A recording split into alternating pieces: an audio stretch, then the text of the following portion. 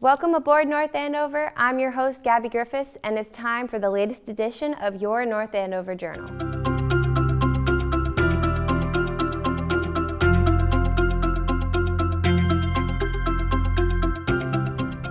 We have a new director at the North Andover Senior Center. How exciting!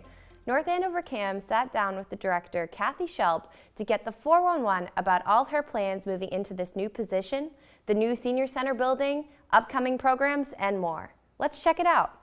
I've been here now for about 3 months. I was the Council on Aging Director in Groton for the past 8 years, and then I've come into North Andover. The exciting part of coming to North Andover, of course, is the new building that's going up, and to implement some programs and services that are following new trends, to get some of our younger, older adults to out and participate, to break down some stereotypes about what a senior center is. It is really not the senior center of the 1970s and 80s when senior centers first came into play. A lot of new exercise classes will come into play. We're starting a pickleball league, indoor walking, some lifelong learning classes. Mostly from senior center to senior center. There's a lot of similarities, but each building and each town takes on its own personality. And that's the one thing we'll be looking for here in North Andover. What is North Andover's personality, and how can we reflect that in our programs and services? One of the things we'll really need is to hear from the residents. What do you want? What are you looking for? How can we best serve you? We have a really vital place in the community, and we want to make sure that we meet everyone's expectations. There has been a nice influx of people coming back, but certainly not to the numbers they were pre-pandemic. We're offering some new programs here that we can maybe entice our residents to come back out and to interact with each other again. It's scary, and we certainly understand that. Even now, that we're back in masks, it is a scary thing, and we understand that. We have seen the first day when the newsletter went out, we have a fall newsletter that's September through November, and the first day that registration opened up, we did have record registration that day, and it was really exciting for the staff to see the people coming back out and engaging and wanting to be part of what's going on here. So there are really some good signs and some optimistic signs, moving forward. If you're interested in some of the programs and services that we are offering, please let us know. We'll make sure that we get you on our newsletter mailing list. We have changed to a monthly newsletter, so the next newsletter will actually come out in December. We will send them by email, and also have hard copies available around the town. And if you would like it mailed to you every month, there is an $8 fee for the year to cover the cost of postage for that.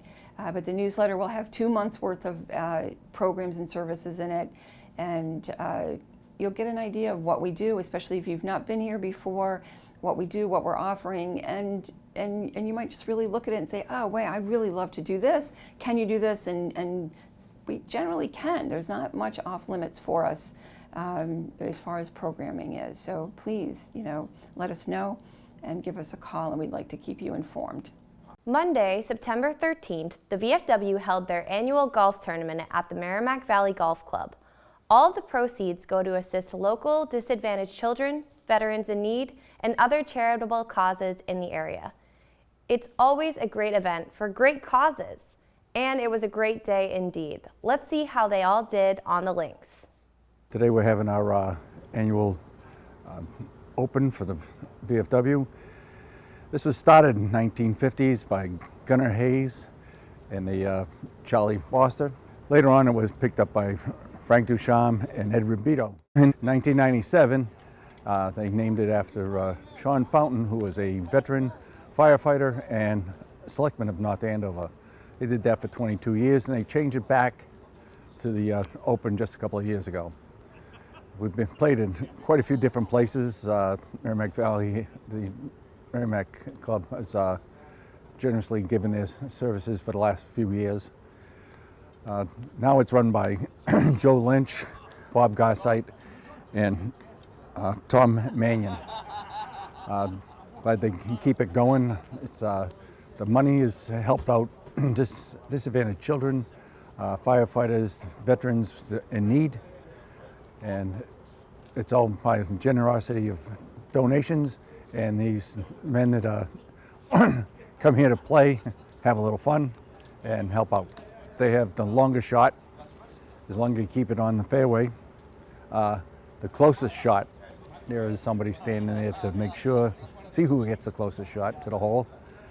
After that, they'll go back to the VFW.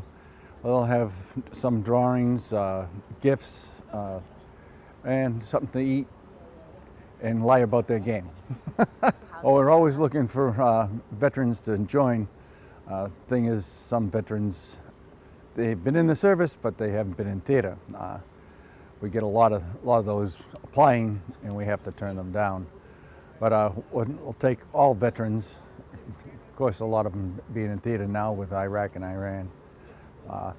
We've picked up a few of them the other day after Dave Huban gave his speech, which was, you saw, that inspired a few of them to sign up. So hopefully get some more. We'd like to keep this running with the younger people because we're running out. World War II veterans are gone. There's only a few Korean veterans left. And myself being a Vietnam veteran, we're getting a little over the hill. So we'll see what happens. Saturday, September 11th marked the 20th anniversary of the coordinated terror attacks on New York and Washington. Here in North Andover, 2 remembrance ceremonies were held, one at Patriots Memorial Park and one at the local Veterans of Foreign Wars post.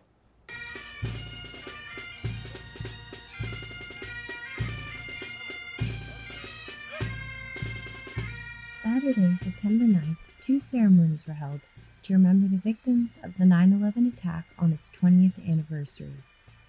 The first event was held at the Patriots Memorial Park in front of the Stevens Library. Tuesday, September 11, 2001, 19 terrorists hijacked 4 commercial airplanes, deliberately crashing 2 of them into the upper floors of the north and south towers of the World Trade Center complex. The 3rd plane went into the Pentagon in Arlington, Virginia. The 2 towers ultimately collapsed because of sustained damage from the impact and the resulting fires. After learning about the other attacks, passengers on a 4th hijacked plane, Flight 93, fought back, and the plane crashed with an empty field in Shanksville, Pennsylvania, about 20 minutes by air from Washington, D.C. The attacks on 9/11 took the lives of 2,977 people from 93 nations. Full hearts, we gather today on this 20th anniversary of September 11th, 2001, to remember and to bear witness. We gather in spirit with others across our nation to bear witness to the unfathomable loss of life. We gather also to bear witness to the highest ideals of humankind, to those who made real before our very eyes our common ideals of courage, sacrifice, compassion, and love. Following the ceremony was another remembrance which was held at the North Andover VFW. Today, the VFW Post 2104 wanted to take pause and bring to the town together to reflect on that terrible day. We want to pay our remembrances to the passengers and crews on those 4 flights, to the casualties in the Twin Towers and in the Pentagon, as well as to honor and pay tribute to those police, fire, and other first responders who lost their lives that day. These ceremonies show the importance of remembering and reflecting on the lives we lost that tragic day. We caught up with North Andover officials after these ceremonies to hear their thoughts about these commemorations. I think that it's just wonderful that we can come together as a community and remember those tragic events of 9/11 and to remember those lives that were lost and those that ran in and saved lives, and just want to thank the North Andover Police Department and the North Andover Fire Department for putting all of this together for us. Unfortunately, we have to have this event because of what happened 20 years ago, but it's excellent that we have such a great turnout from the community to come out and remember the sacrifices that so many people made for our country, and to remember those who perished on 9/11. I want to thank specifically Lieutenant Matt Davis, who organized this whole event. I was just yesterday, I was in the high school, and I was speaking there real briefly, and I was talking to Principal Jackson, and we were saying how it was interesting that probably all the students at the high school yesterday were not born when these events happen. And it's important for those who live through this to be able to honor the memory of those who perished and all the events that followed through that, the subsequent 20 years of war we've been through. And it's important that the younger members of our community understand the history of what transpired.